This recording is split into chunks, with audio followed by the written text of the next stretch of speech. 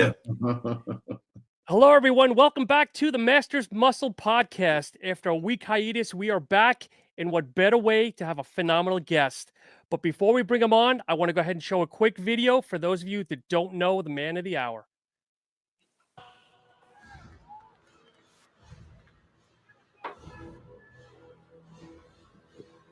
Felt like so long ago. It's definitely contender for the top two. Well, going to the always say to beat the champ, you got to knock him out. And I don't know whether or not I agree with that, but really what it comes down to is. So, Vin, why don't you go ahead and introduce the man of the hour? Freezing up. Yeah, so I don't know how long we've known each other, Victor. It's been about maybe probably 20 years. Victor's got a lot of titles under his belt, from New York Pro, Arnold Classic champion, top 2 in the Mr. Olympia. But one of the most important things that I know, and a lot of people talk about Victor, is that he's one of the nicest guys. He has time for everybody. He's always showing somebody how to work out. Yeah, man, you've got nothing but respect from a lot of people. Victor, welcome to the Masters Muscle Podcast. Thank you, Vinny. Thank you, Sean. You're welcome. You're welcome. So, kind of recent news, I read that the Legends Championships is going to be coming back that you're promoting.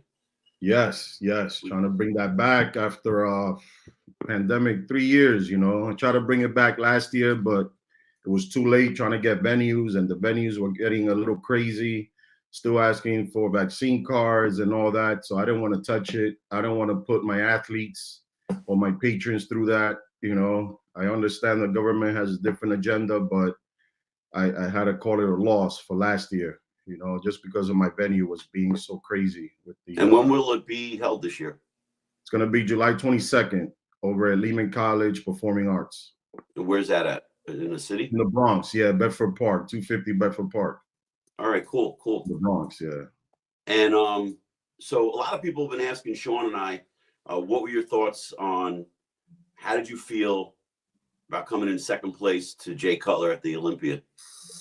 Milos is talking a lot of stuff, saying you should have won, but what are your feelings on it? Should you have won, or did Jay rightfully beat you? I should have won is one thing when you're backstage and you're actually still competing and you're still got the Pro 10 on.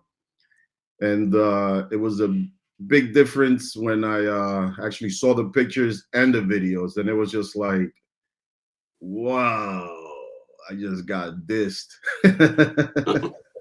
Basically, because I don't put it on Jay. Jay just shows up, he did his work just like I did. So it was just, the panel was just, treating me like a bullheaded stepchild. No, bullheaded adopted stepchild. And you were coming off a great win at the Arnold Classic that year. I mean, your condition was awesome.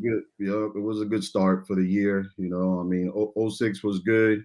I was able to get third right behind Ronnie. Again, that was one where, again, I thought after I saw the pictures, I'm like, man, I thought I was good enough. But again, all you have to do is just keep going, and you can't look back. As you notice, most of my fans have just been talking about it, or actually people that actually, want to discuss the 07 Olympia. So I let them do it, because what am I going to say, should have, could have. That's kind of, it's so long ago. Yeah, but you showed up in a great package, and that was very difficult for Jay to beat you. No, it was a good prep. It was a good prep that year. My daughter was born. A lot of things were just going my way that year, beginning of the year, and then, it ended it that way. And is Victor Munoz has been in your corner the whole entire time, right? Yes. Yeah, he's always a great train guy. with Vic. Yeah, always train with him. I mean, sometimes, you have those days where you want to train on your own. How it is, Vinny, Sure. Only train, even with training partners, sometimes you want to train on your own because you get zoned out. But absolutely, on the hardest days, on the most difficult days, I was like, yo, Vic, can you come and train me, please? Like, I need to come see you. and he was always there, regardless good days or bad days. Vic is always there, you know. Cool. Is it hard to believe it was 15 years ago, or does it still feel like yesterday, brother? You put it that way, it's very hard to believe it was 50 years. Yes. Yeah, wow. Where does it go? I don't even get it, but that's why you have to embrace the little time we have every day now, you know. Absolutely. And, you know, more moving forward in the future, a lot of people are, I was getting text messages today. You got to ask Vic, is he going into the Masters Olympia? What's the story? Look, I'm not gonna trash it anymore. I think, you know, as a promoter and other promoters, you know, initially I just had a snap judgment of it all. But my biggest question is when I were asked other guys, are you gonna do it? And they say yes. My second question was, well, how much are they paying? Their answer was always, I don't know. And then I would tell them, well, are you used to taking jobs without knowing your pay rate?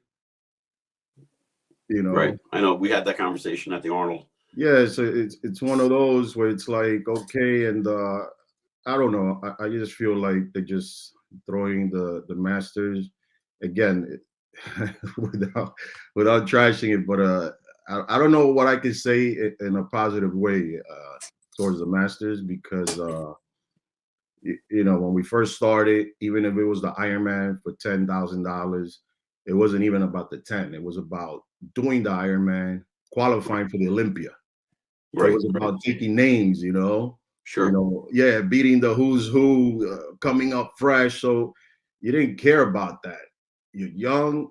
You're still, you know, you're maturing. Right now, you're just killing guys on that stage. So it's a big difference. But now, fast forward, now, you know, it's one of those things where you're a master. So I kind of thought you will have a different level of respect. You know, they're going to pull you out of the woodwork. They really want to see you perform.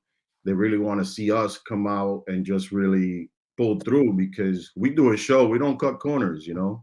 Right. We don't cut corners. We don't show up and do like the old days. Oh, this first show is going to be a warm up, and then the Nationals is going to be the one I'm really going to kill it in, you know. We always want to kill it in every show. Sure, especially on a stage, a pro stage. Yeah. So that being said, it's one of those things, you know. I got 6 kids, man, and of course, yeah, you got a family.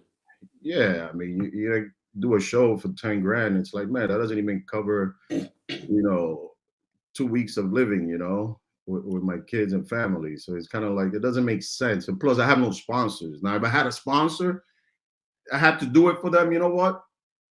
That's work.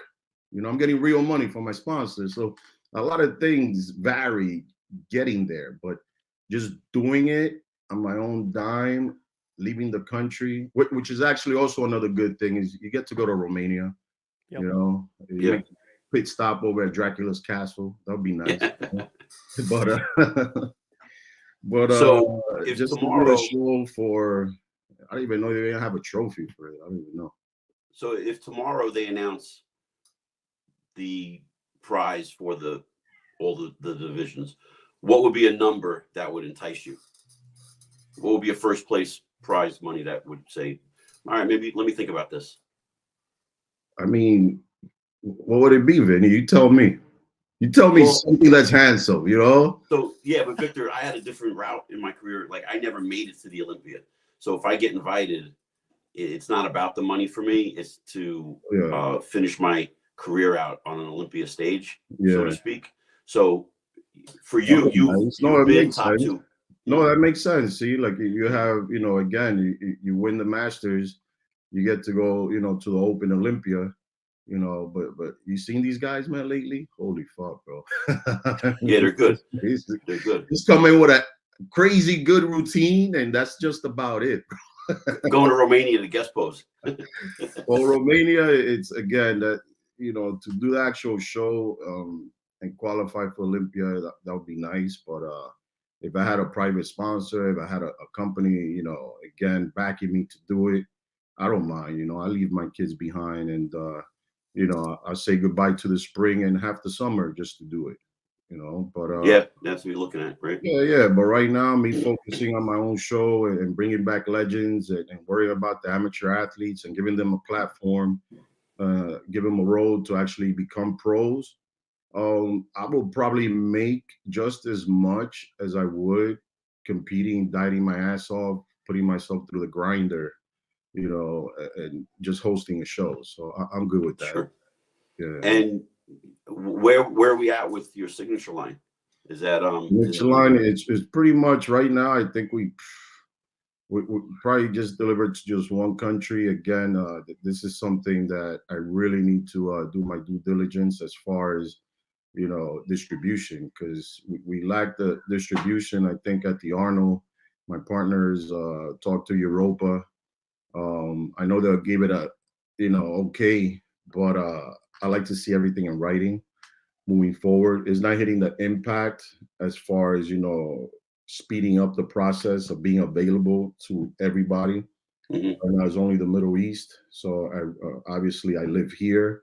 So this is where I want to see more of it, and I think that's where it's coming next once Europa signs off on it, and we're good to move on. And also manufacturing here, because how it is with different regulations that go on in different countries. You can't bring products right away from another country, just like we can't just deliver it to another country from here.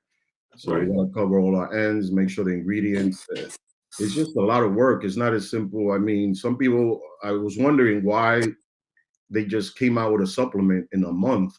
And it was basically, they were just putting on, these products where you just put your label on it. And those are faster. Yeah, those are quicker. But again, those are kind of cookie cutter. So I went with the route of just doing my own formulation. And that's where I think it hit a little bump on the road. And Do you eventually want to come here in the U.S. or no? Because I know Lavrone's taken that route, and I think now he's finally in the U.S. Yes, that's exactly. See, and it took him a while, Yeah. Lavrone. So it's one of those things that you have to really, it's not that simple. You have to have so much paperwork, regulations, get over that, get over the hump. So right now, I'm just about on top of the hump and getting over it. And what supplements do you have in your line? Man, we have like 15 different supplements, from the glutamines to the creatine to the NO pump to pre-workouts, mass gainers, we just call VMAS, man, whey proteins, you name it. I think we just gonna have it. And that's because my partner is also a distributor, and he likes to have everything, and for me, everything is good, more products, more money, more profits, no? Absolutely. That's yeah. So Victor, you won the Nationals in 2000, and Vinny, you competed in that show. Yes. As well. Do you remember who beat you in the light heavy? The light heavies, I think it was Richardson was there. Craig won. Yeah. Craig won the light heavy. So Victor, when you won, was your goal to win Olympia, win a major show? What was your thought like starting at the beginning of this? It was crazy because when I first saw one of the first few bodybuilding shows was on ESPN. And one of them, before I actually saw the Olympia 91 was the first one I saw on ESPN. I was just like catching it by chance. Yeah. And I remember I invited all my friends to come over, and I was like, no, this is, I couldn't fathom how this could be real, But then late nights later on, as I got into the working out, Muscle Sport USA started coming on ESPN. Yeah.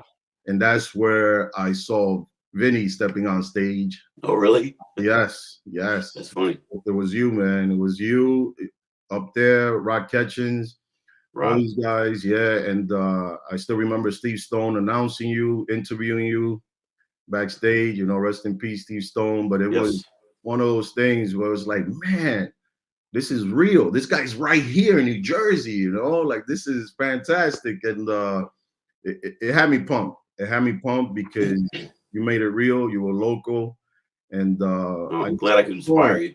Yeah. No, I kept going. And I remember, we'll bring you up in conversation, Kai Green, Oval Burke, and all that. And I would just compete, but I was still never fully in it. It was one of those, I always had 2-3 jobs.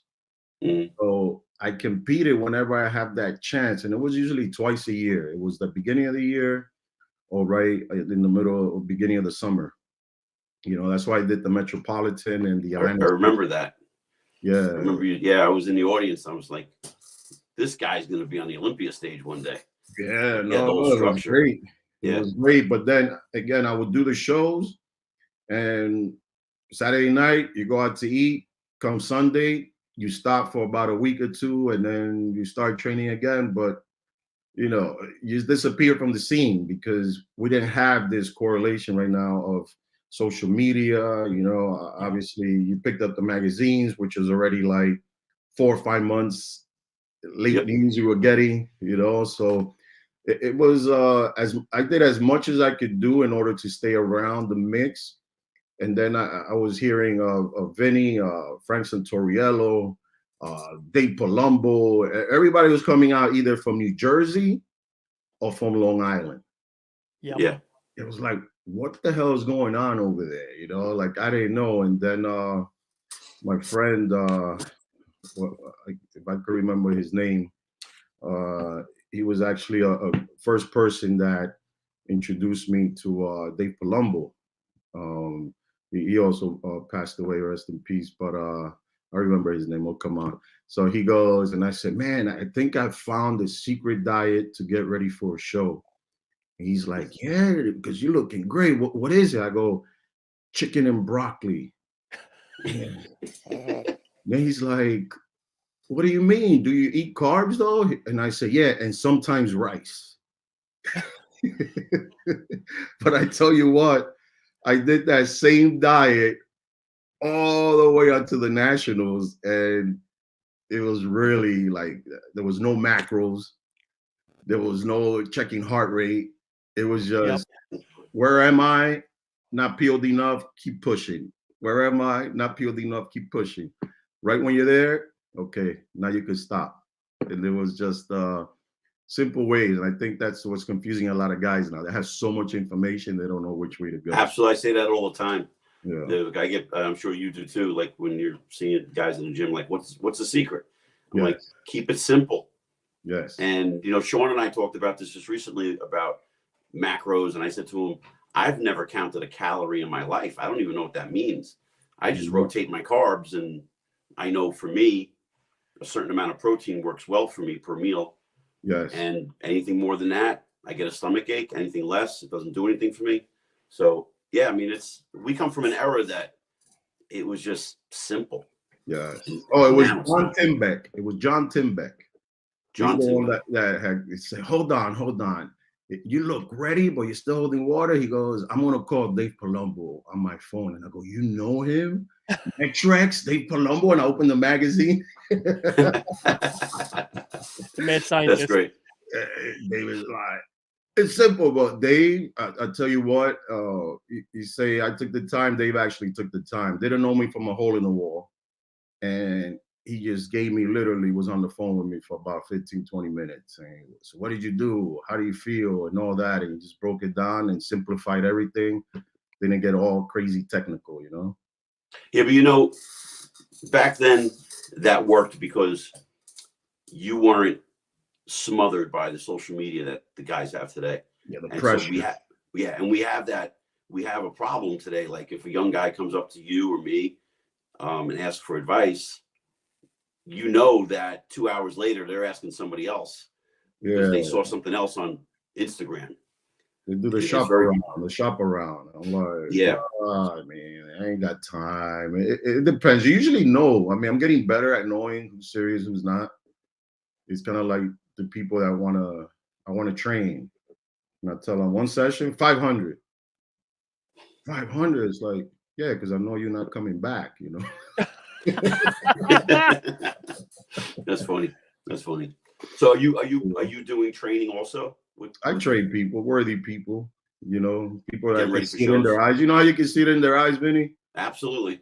Yeah, you can see it when we train, and those that actually leave their phone down. It's like, I like taking the time for people like that. It's actually, it feels very fulfilling, you know. Sure. Time, obviously not kill them, you know, especially in this market. I personally like to train with them. I don't like to do the one-on-one. I'm not going to count for you. I'm not going to handle your weights. I'm not going to do any of that. We're going to go through an actual workout, you know. Nice. Yeah. Nice. So how many people do you scare off though? Wow. I mean, it's again. I have most of my clients are working class. They're lawyers, developers. They're not, a lot of the kids that just want to train with you once to record it. I'm like, no, if you're gonna record it, and again, that's when they get the upcharge fee. You're I gonna love it. record it and really pay me. Yeah, yeah. You're gonna, record me, record the workout. See you later. Recycle it about 10, 15 times online. It's like, cool, you can do that, but I'm gonna get, what's worth out of it. But I like the everyday person a little bit better. Victor, we have questions. People can ask questions here that you guys can't see, but somebody's asking, Right. do you training anybody that's going pro nationals, or again, like you said, the typical blue I collar have, players, I have, doctors? I have trained a couple of people that were going pro, and actually, I think I got it on the first run. Without saying nice. names. Without saying names, I was just a couple of them. But when people do show up and they are serious, I put my time to it. I don't really like cutting corners. I don't have time. If you're devoted, I'll devote my time as well. Because I hate you wasting my time. I got 6 kids to tend to. Yep. Yeah. But training is fun again. But I like training with them. That's when you get the most out of it. That's cool. When I saw you at the Arnold, and now I just saw recently you had mentioned something that I noticed at the Arnold. A lot of the supplement companies didn't have a lot of the athletes that we normally have seen, right? So like you were at a lot of the booths over the years. I was with Animal for 18 years, and you knew the same names all the time. And fans would always come and, I want to see Victor Martinez, I want to see Vinny Galante, and so on. And I felt like a very empty feeling at the Arnold this year. I mean, again, Arnold puts on a great show. It's not the Arnold's fault. It's not the Arnold's fault. This is $1 million companies that are just getting too cheap. They want more profits, less theatrics, and miss those days. You went to one booth, you saw anybody. It doesn't matter what category, what class, but you were able to hang out in each booth. And by the time you were done, you opened the freaking expo and you closed it out. But right now, what do? A stopover, get a couple of freebies, if they even give that anymore, which they don't. Yeah. And I think there was like maybe 4 booths that I saw people, Yep. I think it was I remember Monica Brandt would have like an hour wait on her line. So Monica, all the fitness, figure girl, it was fun. You actually, again, and once you have that connection, guess what? You can't wait for the next one. Yep. Or when the next show came, you wanted to see them, you wanted to pull for them because you had that whatever moment, whether it was 5 minutes or 10 minutes or whatever, you share with them. Now you feel like, wow, you know what? I'm going to continue looking for this person. I'm going to continue supporting them. Any which way. You came out with apparels later on. It's just a lot of things. A lot of things happen. But now it's just kind of, they use the social media influencers, which again, I'm like, okay, cutie pie, that's about it. But you keep moving. You don't really stop. It just kind of, I don't know. It didn't have the impact of what it was back in the, early 2000s. And it's just gone. It's gone now. Yes, it's kind of like a dull moment when you're walking in there. It's not, and I'm sure that people who walk in today for the first time are excited, but they don't know. Oh yeah, they're excited again because just the crowd in of itself, and the Arnold has probably got one of the best expos in the country. Sure. They also have the shows on stage, some of the prejudgings. They organize it very well, and they're in the close proximity to everything. You don't have to, go out too far like in Vegas. So everything is, when you're in Ohio, everything is the Arnold. Yep. So it's always a good experience, always fun. I'm not sure if you walked the expo. I know Arnold has walked the expo in the past, but a lot of it was just, I don't think it's part of the Arnold. It's part of the companies cutting corners, being cheap as hell. They don't want to fly anybody. They rather put $1 million in their pocket instead of 900,000, you know, and the rest they could have for the athletes, you know. They'd Yeah. rather do that. I also know they increased the prices from last year to this year on boots and whatnot, and I know that turned off a lot of people. Yeah, I mean, inflation. I mean, what can you do? You know, Yeah. that's just part of it. I mean, at least I don't know, do some virtual reality with some of the pros and just have a screen there or something. Guys, Bill Scarnati's checking in saying to say hello. Hey, what's up, Bill? How you doing? I saw your son at the gym. Junior. Hey, Yeah. so I got a question for you. When you get people ready now for a contest, and do you start or recommend like a certain time frame, 12 weeks out, 16 weeks out? Do you rotate carbs? What's your approach when you get people ready? Yeah, initially, for me to get them ready, I would need at least the 4 months just so I can see how they execute exercises. Because if they have some mediocre training, there's no amount of dieting, supplementation, or anything that's really gonna bring that kind of, you know, winning muscle to that stage. I like what you're saying there, because Yeah. I think the training aspect is gone. Execution. These guys, I mean, I see guys still underdeveloped and they're hanging out by the cables. They're doing a lot of cable curls, a lot of cable chest workouts. And I'm like, you can't even bench 135. What are you doing on the cables? Yeah. Yeah. Like, that makes no See that sense. often. Yeah, yeah. So a lot of the way they execute exercise is very important to me, because you could write or follow 100 different programs. If you don't execute them the way they should be, it doesn't matter, you know, it doesn't matter what you're doing, you know. And plus a lot of kids now are doing 1 rep max, which I always called, you know, why bothers, because it's, you know, it's, I guess, you know, everybody's with PRs and this and that. And I mean, I see, you know, Chub Rock people walking in the gym with gallon of water. I'm like, what are you doing, man? You think you're in normal hobby desert? What the hell's going on? Yeah, I don't know where that came from. I think like I think it's all fad. It's all fad. It's all it's a fad, fad. but it's a combination of, they're so confused. They don't know like weightlifting, powerlifting, bodybuilding, CrossFit. It's all blended together for them. Listen, man, you step up to me with some Crocs and socks and you're asking me how to squat, I'm gonna be like, yo, just. Oh my God. I see it every day.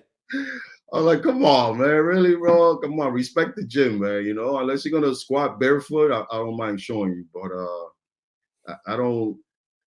I hate wasting the time. Sometimes I'm like, you know what?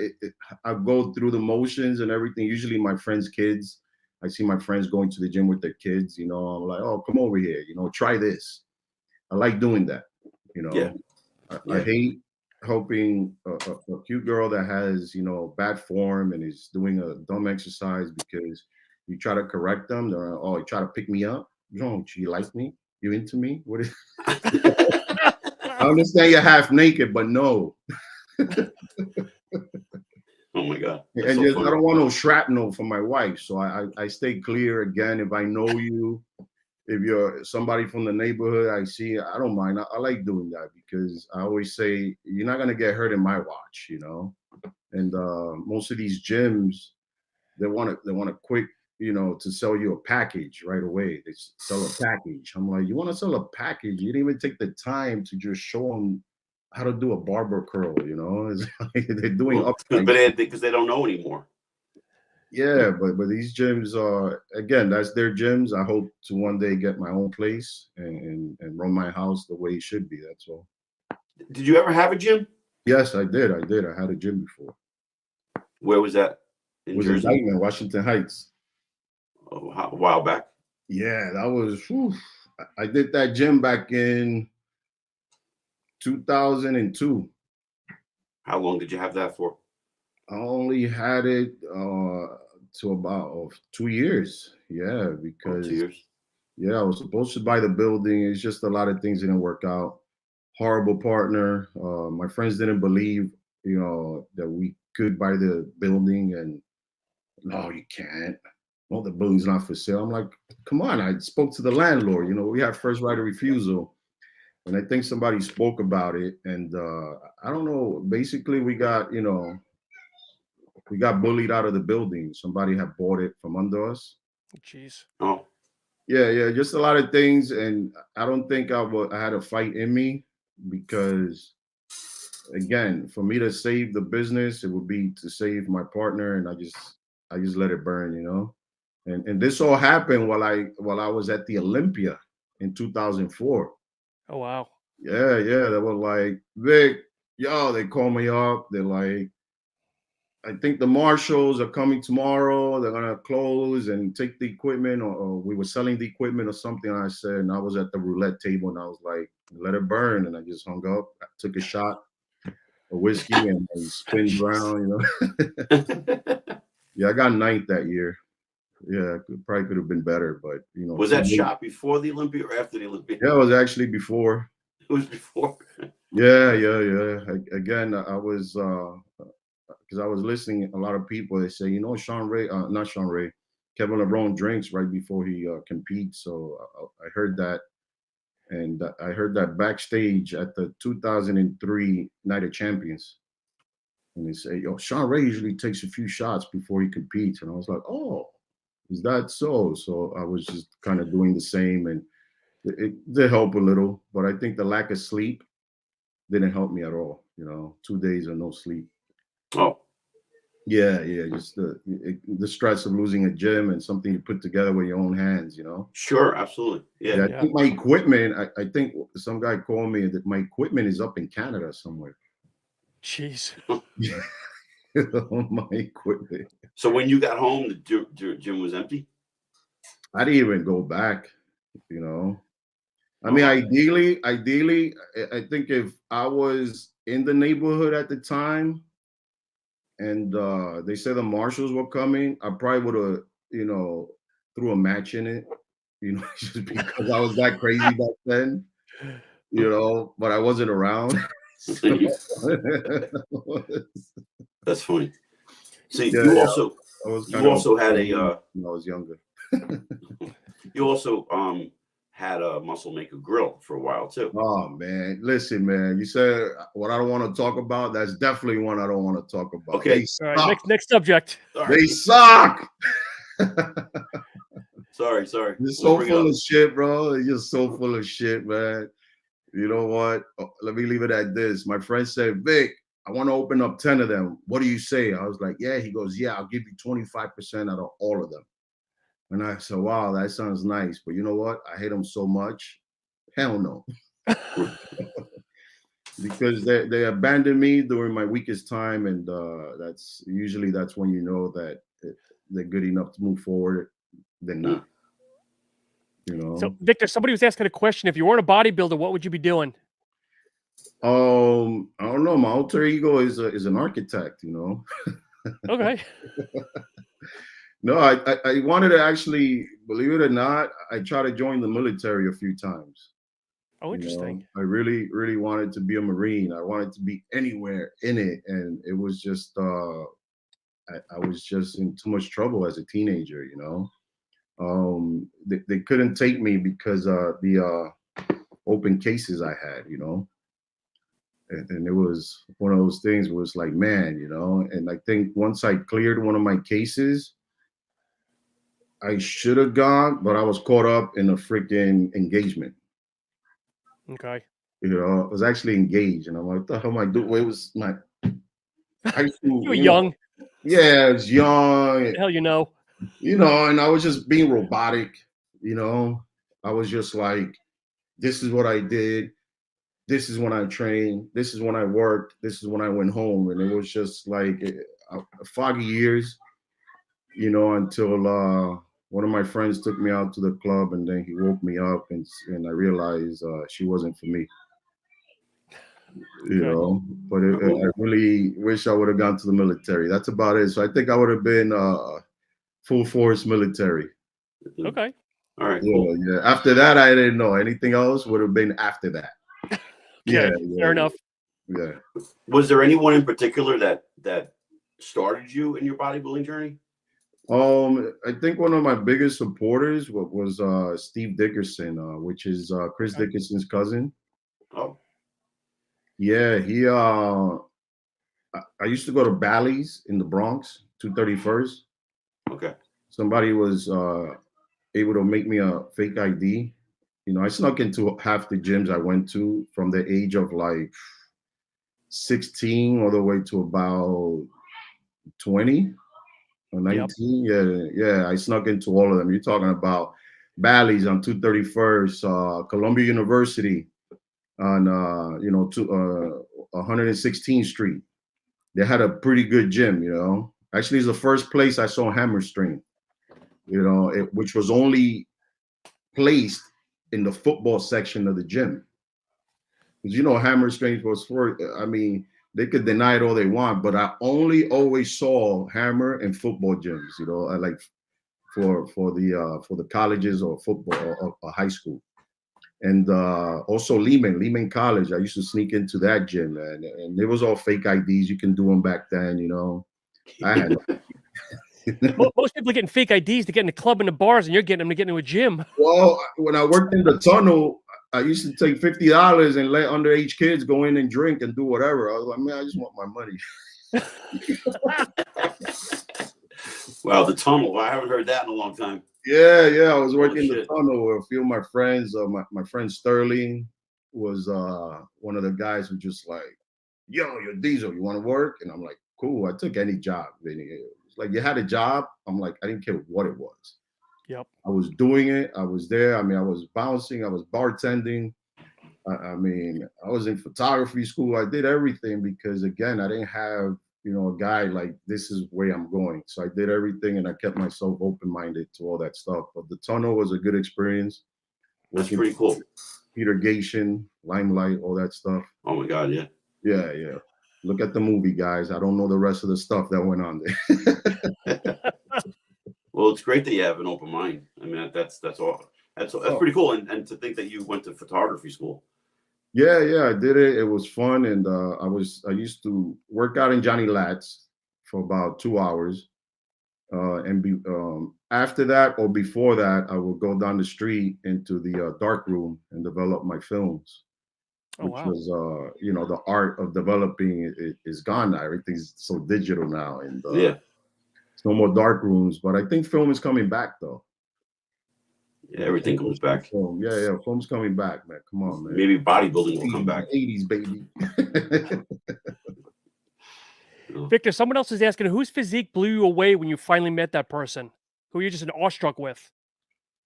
I think the first one before I even got into a gym, I think it was Caprice Murray. Caprice. Okay. That's an old name. Wow. Caprice was I think he was just born big. Yeah, he was just born big, and he had the sickest quads. I mean, I swear, he was a sprinter in the junior high school, but he was just big. He was big, and I remember Eddie used to train him, and he used to work out with Ivy White.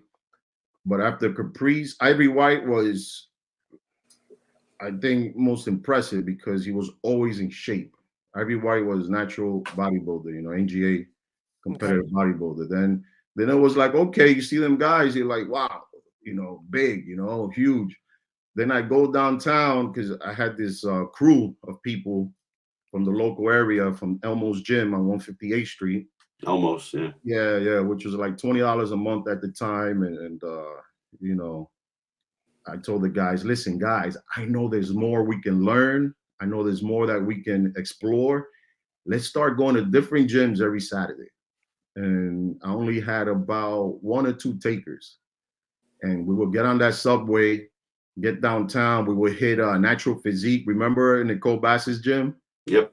Wow, I know she had a gym. Okay. Nicole and Bob. Yeah. Nicole Bass had a gym, and I felt so bad because when I got there, you know, I didn't know. I wasn't in the industry, you know, so I was just kind of like, excuse me, sir, I like to train for the day. And she's like, okay, cool, kid.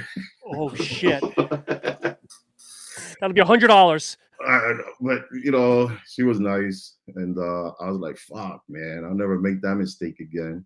and worked out there, worked out in Better Bodies, worked out in Mid City. Mid City was stellar, man. All the wrestlers used to go there. The original Mid City. I think you knew one of my friends from there, Darren Page. Yeah, of course, man. Yeah, yeah. Darren's a nurse now. He's a nurse. Oh, really? Yeah, he's a nurse, man. Graduated. He's a nurse. We used to work out together in Steel Gym. Yep. Yeah, I haven't seen him in years. No, Darren Page is doing good. He got his nursing degree. He's just like, man, I think I did all my bodybuilding. I got to do something else. So Darren was he's a far, head thinker. So Darren was always cool. Actually, he helped me with a lot of stuff back in the days also. Mm-hmm. He's a good guy. Field, yeah. Darren, what other gym, man? What other gym, man? And at that time, it was Better Bodies when Brian Moss used to own it. Yep. Better Bodies, and you go down there, you see all the posing trunks from all the past competitors. Arnold used to train there, Yeah, there's so much history in New York that today guys don't even know about it. Oh, it was the best thing ever. It was the best thing ever. But going down to those gyms, that's basically, I stayed downtown, because uptown, it was just literally 5 to 10 guys in the gym and nobody had a clue. And the guys that did know, they didn't want to share anything, nothing, But when I went downtown, it was that's when I met Michael Jablon. You know him. He's a pro. Mike, yeah. Yeah, Mike Jablon, Orville Burke, and then that's when I got thrown off. Orville Burke and Kai Green. I was like, okay, what's going on here? Like, what is this? Orville was a monster. Orville was a freaking monster. And then Kai's walking around with a freaking bucket of freaking chicken, pale ass chicken too. Not even grilled. I think he was boiling his chicken, and he was eating the chicken like I would eat my popcorn. And I was like, okay, and I'm here eating a blimpie sandwich, And I'm like, okay, so this is what I'm doing wrong. And I swear that I was 21. I think that was the last blimpie sandwich I had, man. I was like, no, I got to step it up, man. Whatever happened to Orville Burke? Orville Burke. Did he pass away? No, he's alive. He's alive. I don't know if you remember. He was in a hospital for a while, like way back in the 2000s. Was he in a hospital for a while? Yes, it was 2001 or 2, I believe. He had done the Olympia. Heart attack or something? No. The story is he qualified. He won the New York Pro or the Night of Champions. Yes, Night of Champions. He qualified, went to the Olympia, got top 10, started doing a photo shoot with Chris Lund. Chris Lund. Yes, and Chris, can you go heavier? I had a photo shoot with him. Can you go heavier? And Orville, mind you, Orville was huge, but Orville will curl to 30 pounds, and that's it. Yeah. Orville never squat or anything. So when he was giving him, I think, something to do tricep, and it popped. His tricep popped. Went into the hospital. They signed off on the surgery, and I think the anesthesia affected him. So when he recovered, it wasn't Orville, the usual Orville. Right. Yeah. And everything else is out there, Victor, do you ever spend any time on the West Coast? You're all East Coast, and you're going to West Coast to hang out? I miss it. That's why I actually brought my wife from to the West Coast. Yeah, I miss going out there because I used to go almost every month. I was going every month, train with Charles. I was training with Charles. I got to chill with Stan, Melvin Anthony. I mean, basically, the Mecca. Everybody was just there. Total gym rat. Yeah, it was awesome. But you feel it was a different mentality, though? Because Vinny and I talk about it. Like, over there, it's you train, go to the beach for a couple hours, where here it's like... that's what I was saying. Mindset. Yeah, I was saying that before. You go over there, you train earlier, like between, 9, 10, or 11, or even until 2. Then from there, you go straight to the boardwalk. Or Firehouse, then the boardwalk. Yeah, the Firehouse. Yeah. So I miss those days. I miss going back, but you know, it's don't have the leisure right now. Don't have the Sure. leisure. Have to work on other things and get that money coming in. You know, girls are getting expensive. The kids. So tell us a little bit what you're doing. You have your own podcast now? Yes, Generation Iron podcast every Fridays. We do them, and we usually release them by Mondays.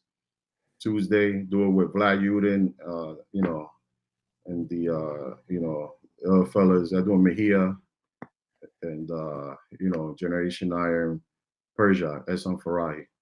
Cool. Yeah. Cool. We kind of trying to pop something off. Let's see. You never know. There's so much shit to talk about in this industry. Come on, you know that, Vinny. Yep. A lot that we could talk about and shouldn't. Yeah. But you know, it's all good. We keep it, you know, we keep it real, and again, without burning any bridges. You know, because you can speak as much as you want and everything. At the end of the day, everybody made their own choices. Nobody forced anybody to do anything. So That's true. That's yeah, true. yeah. So that's why I'm still in the industry. That's why I'm still going hard in the industry. I can't say I hate this guy, I hate that guy. It's again, you know. I always hated that, man. Oh man, I you know hate that. what? It's just I'm not. I always said, you know what? Regardless how I finish this bodybuilding, I don't want to be this bitter guy. Mhm. You know, I don't want to Yep. be this bitter pro and just kind of say, this fucking shit, and you know what happened. You hear it Happened. all the time. At the end of the day, yeah. It happened. You signed up. You dieted. You had 3 months or 12 weeks to pull out. Nobody put a gun to your head, and that's it. You know. So everything that goes out, that's coming out now, and anybody, you know, just decide to scratch their ass in the morning and start, you know, harassing people on what they did back in 1992 or back in, you know, 2000. It's like, dude, like, what is this? You know. It's kind of like the women is trying to sue Ron Jeremy from 1968, you know, whatever, 78. It's one of those things. Like, listen, man, I know everybody's hurting, they want money, but we did this. We decided to do it, and it was for the pure love of it, and I have zero regrets. Cool. So you got the podcast, you got your supplement line, Yes. you got your contest coming up. Is there anything else you want to tell your fans before we get ending here? Like anything you I just want to let them know. I know a lot of them wanted me to compete. I know I want to compete. You know, I don't mind doing it, but it's just got to make sense. You still look diesel, brother. You lift your arms here. You still look fucking diesel.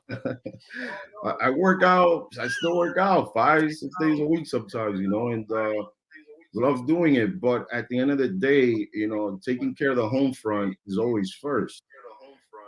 I don't want to sacrifice my home for, you know, just, it's got to make sense. It's got to make dollars. Sure. Yep.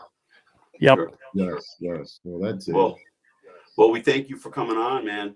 Thank you, Vinny. Thank you, Yeah. Sean. Appreciate you guys. Our pleasure. Yeah, door's always open, brother. Oh, thank you, man. I'm sure Yeah. we'll So, come Victor, back where can people and off something again. So, Vinny, so you're doing the Masters, huh? If I get invited, yes, I will be doing it. You should get invited, man. I hope I get invited, man. I hope so. Come on. We'll know on April 24th. Yeah. So what is it? The end of July or August? August 26th. Yeah. That's nice, man. Oh, it should be good. You know what, man? Either way, I won't if I won't compete, I still support it, whichever way, and I'm pulling for you, Vin. Thank you. Maybe we can get together. You can help me out on my posing routine. Dude, man. It'll be a freaking pleasure, my brother. All right, we'll talk. All right. All right, thank you. Thank you, guys. Oh, Victor, so Victor, as you wind down, somebody's asking, who's the best bodybuilder to come out of Jersey or New York? Come out of Jersey. Oh. Jersey or New York? Other than Vinny? Me? No, I would say Or out of yourself. Wait, Jersey. no, Jersey, because I'm from New York. Vinny, I remember Vinny, Frank Gaspari. Santoriello, and there was another guy. It was a Puerto Rican guy, man. I'd say Rich Gaspari. Oh, dude. There you go. Yeah. Sorry, Rich. Sorry, man. No, Rich is the master. He was the Victor- original Bluezilla, man. So, Victor, plug your Instagram. Where can people learn about you, your supplement line? Let everybody know. Yes, yes. Anybody wants to train, I only have 4 slots left. That's it. 4. That's it. And again, it's real training. I know those bullshit bringing, counting your weight to anything. Social media is Instagram, the Dominican Dominator. Twitter, I don't tweet much. And Facebook is. I don't think anybody else. Old folks don't. I'm not gonna tweet, man. I don't want to talk so much, man. And plus, I don't want to embarrass my daughters. Thank you, guys, man. All right, thanks, Victor. All right. Victor, it's been a pleasure. And next week, folks, we have Sharon Bruneau joining the show. Sharon So Bruneau. thanks so I'm much. logging in, man. I'm logging in. Nice, man. Yeah, Sharon Bruneau. Perfect, man. Still have a magazine, front cover. Good night, guys. Take care, guys. Thank you, Victor. Take care. Thank you, everybody.